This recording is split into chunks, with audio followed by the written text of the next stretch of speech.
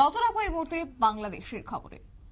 বাংলাদেশে আইন শৃঙ্খলা রক্ষার ভার এবার কাঁধে তুলে নিলেন সেনাবাহিনী। সে সঙ্গে আজকে যে বিষয় উঠে এসেছে তাই কথাই বললেন বাংলাদেশের সেনা প্রধান ওয়াকার উজ্জামান। তবে কি সত্যি সেনা অভ্যুত্থানে এবার দেখতে চলেছে বাংলাদেশ? প্রশ্ন উঠছে।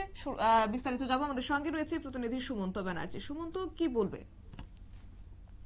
দেখো, যে ক্ষমতায় আসার পর ইউনূস সরকার প্রচুর তো স্বপ্ন দেখিয়েছিলেন সেখানকার মানুষকে, কিন্তু এখনো পর্যন্ত সেদেশে যে অরাজকতা রয়ে গেছে তা কিন্তু মানে একেবারে প্রমাণিত, যার জন্য নিপীড়নের শিকার হয়েছে হিন্দু সহ নানা সংখ্যালঘুরা। দিকে দিকে খুন, ধর্ষণ, যৌন নির্যাতন, এই বিষয়গুলো লাগাম ছাড়া হারে কিন্তু বৃদ্ধি পেয়েছে এবং মুক্তিযুদ্ধের যে ইতিহাস তা একেবারে মুহূর্তে ধ্বংসযজ্ঞ চালানো হয়েছে বিভিন্ন জায়গায়। মুজিবুর রহমানের বাড়ি ভেঙে দেওয়া হয়েছে, মাথা যারা দিয়েছে হিজবুত তাহরির মতো সন্ত্রাসী সংগঠন। এবং এই যে পরিস্থিতি, এই পরিস্থিতি কিন্তু তাৎপর্যপূর্ণ মন্তব্য করেছেন বাংলাদেশের সেনা প্রধান জেনারেল ওয়াকারুজ্জামান। তিনি বলেছেন যে দেশের আইন শৃঙ্খলা রক্ষার ভার এবার সেনাবাহিনী কাঁধে তুলে নেবে। তারপরে এখন একটা প্রশ্ন তৈরি হয়েছে যে এবার কি তাহলে সেখানে সেনা অভ্যুত্থান দেখা যাবে?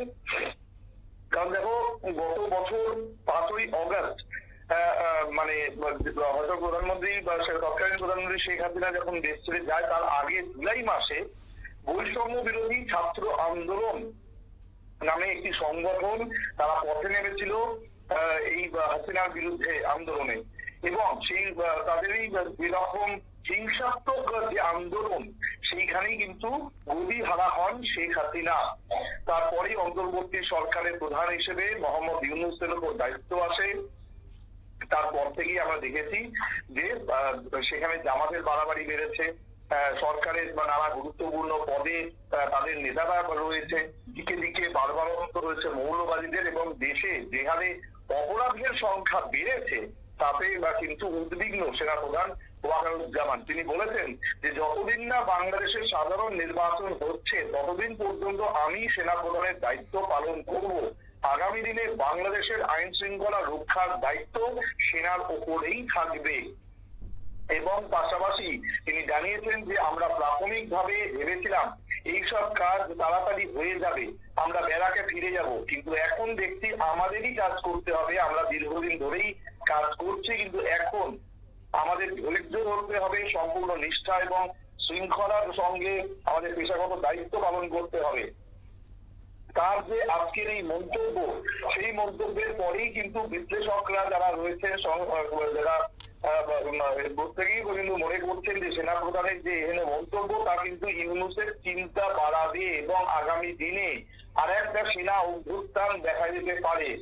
দেখো, 1971 সালে পাকিস্তান থেকে স্বাধীনতা পাওয়ার পর থেকেই বেশ কয়েকবার সামরিক অভ্যুত্থানের সাক্ষী থেকেছে বাংলাদেশ। যে তালিকা শুরুতেই 1975 সালে 15ই আগস্টের কথা বলতে হয়, যে তৎকালীন মেজর শরীফুল হক ও বীর উত্তম মেজর সৈয়দ ফারুক রহমান এবং মেজর রশিদের নেতৃত্বে প্রথমবার সেনা অভ্যুত্থান হয়েছিল বাংলাদেশে, যার পর কিন্তু বঙ্গবন্ধু মুজিবুর রহমানের হত্যা হয়েছিল, খুন হতে হয়েছিল তার পরিবারের অন্যান্য সদস্যদের। এবং সেই ছবি কিন্তু এখনো পর্যন্ত অনেকের মনে আছে। এবং তার পাশাপাশি তার ঠিক আড়াই মাস পর 3রা নভেম্বর সেনার গলা সরকারও ভেঙে যায় আরো এক অভ্যুত্থানে, যার নেতৃত্বে ছিলেন জেনারেল খালেদ মোশাররফ বীর উত্তম। এবং তারপর থেকে এখনো পর্যন্ত যে সমস্ত অভ্যুত্থান গুলো হয়েছে সেই অভ্যুত্থানে যাতে আরো একবার পুনরাবৃত্তি হবে বলেই কিন্তু মনে করছে বিশেষজ্ঞরা। সুতরাং আগামী দিনে বাংলাদেশের পরিস্থিতি কোন দিকে যাবে সেটা তো সময় বলবে, কিন্তু আজকের দিনে দাঁড়িয়ে এই সেনা প্রধানের এই মন্তব্য নিঃসন্দেহে ইউনূসকে যে চাপে ফেললো তার বলার অপেক্ষা রাখে না। একেবারেই। অর্থাৎ নির্বাচিত সরকার যতদিন না পর্যন্ত দায়িত্ব নিচ্ছে বা যতদিন না পর্যন্ত নির্বাচিত সরকার দেশের শান্তি শৃঙ্খলা রক্ষার ধৈর্যের সঙ্গে ততদিন পর্যন্ত দায়িত্ব পালন করতে হবে সেনা সদস্যদের নির্দেশ ইতিমধ্যে দিয়েছেন সেনা প্রধান জেনারেল ওয়াকার উজ্জামান। এবং কার্যত আজকে বাংলাদেশের এই পরিস্থিতি এবং একদিকে যেভাবে অত্যাচার নির্যাতন বাংলাদেশ জুড়ে হচ্ছে তাতে করে আইন শৃঙ্খলা এক প্রকার তলার নিতে গিয়ে ঠেকেছে। প্রশ্ন উঠতে শুরু করেছে। তবে যাই হোক, এখন সেই আইন শৃঙ্খলার রক্ষার দায়িত্বে এবার সেনা প্রধানরা দায়িত্ব নিয়েছে। নিয়ে নিচ্ছে ছোট্ট একটি বিজ্ঞাপন বিরতির সঙ্গে থাকুন।